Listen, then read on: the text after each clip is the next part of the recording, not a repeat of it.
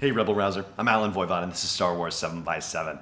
We're at episode number 1746 today. Thank you so much for joining me for it. And this is our recap of day 4 of Star Wars Celebration. It's amazing to believe that we still have another day to go, as it turns out.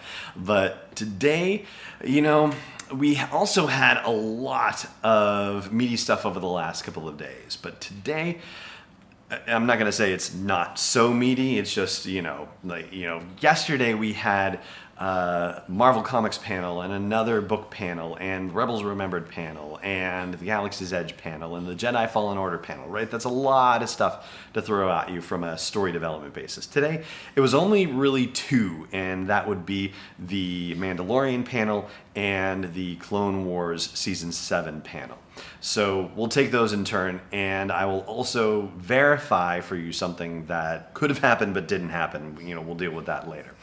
Anyway, let's talk about The Mandalorian. So we had Jon Favreau, Dave Filoni, and Kathleen Kennedy came out and did a brief introduction about that as well. And 3 actors from The Mandalorian as well. Pedro Pascal, who is playing The Mandalorian, but beyond that, we don't know the character's name. Gina Carano, who is playing a character named Cara Dune, who we find out is a former Rebel shock trooper who is having trouble integrating into the post-Civil War society, the post-rebellion society, the New Republic society, if you will. And Carl Weathers was there also, and he is playing a character called Greef Karga. And he is essentially managing sort of, potentially an unofficial bounty hunters guild. And the Mandalorian is just one of the bounty hunters in this association. And Carl Weathers' character, Greef, is assembling jobs for these different bounty hunters to go on. So that is sort of your initial background on these 3 characters. And naturally, it turns out there's, the jobs are, not that great and they're not that profitable, but something comes across Greef's desk and, it could be some serious form of trouble. You know how it goes. And so the Mandalorian, of course, takes it and goes to find some Imperials hiding out on this planet, and they seem to be led by Werner Herzog's character, whose name we don't have yet. Werner is sitting at a desk somewhere wearing a medal that looks very much like the kinds of medals that Luke Han and actually, Chewie eventually, because he received it in a different ceremony, that they got at the Battle of Yavin, except it has the emblem of the Empire on the medallion that Werner Herzog is wearing, and he's there with a bunch of stormtroopers who definitely look the worse for wear, and some other person whose name flew by me because we weren't supposed to record anything in there, so it was just as much as you could record in your brain while you were doing it. And yes, the recordings are out there on YouTube unless Disney has started playing whack-a-mole with them, so you can go try to find them if you can. But anyway, Werner Herzog needs an asset recovered. This doctor person that he has with him needs an asset recovered, and they were going to agree to have that asset recovered alive. But Herzog says, well, I got to be practical, and says that, I'll pay a little bit less, or I'll pay, less for proof of termination if it comes down to that. As of yet, though, we don't know what the asset is that he has to find, the Mandalorian has to find. So I assume that's probably going to be the major focus of Season 1 of The Mandalorian, which will be 10 episodes long.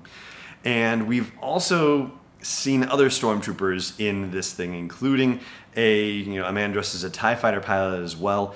A whole bunch of stormtroopers getting killed, flame troopers of a different sort, and IG-88 also, in a brief scene where you get to see him rotating around and shooting people like crazy, and all very exciting, of course. And a scene, the fact of the matter is that I'm not going to tell you all about everything that's in it, and this is just the top level stuff.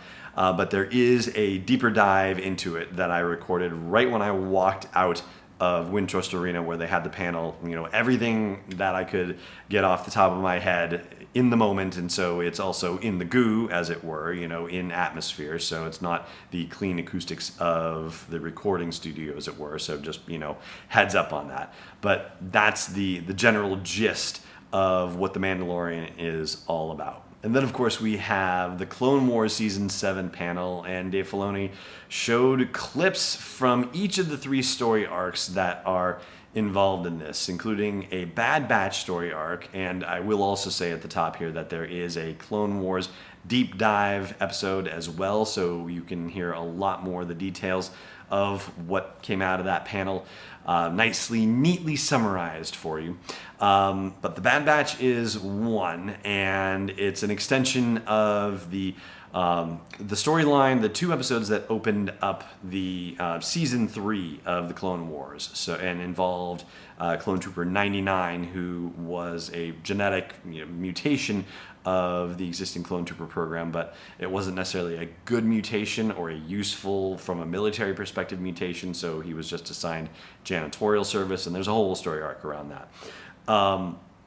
Anyway, so the Bad Batch has to do with Commander Cody's idea of creating useful genetic mutations and ones that are particularly adaptable for wartime efforts. And so that's one story arc. We also find out that there is going to be an Ahsoka going to the underworld on Coruscant story arc, and presumably to level 1313. I mean, that actually was dropped as a number on the panel stage, so you got to assume that that's where it's going. But how far they will go with that, we don't necessarily know yet. The story arcs that were undone include Ahsoka finding out that there is a Sith temple buried far beneath the Jedi temple, and then having to go back to the Jedi Order to try to deal with that situation. But yeah, we only have a brief preview, and we don't know how deep that's going to go.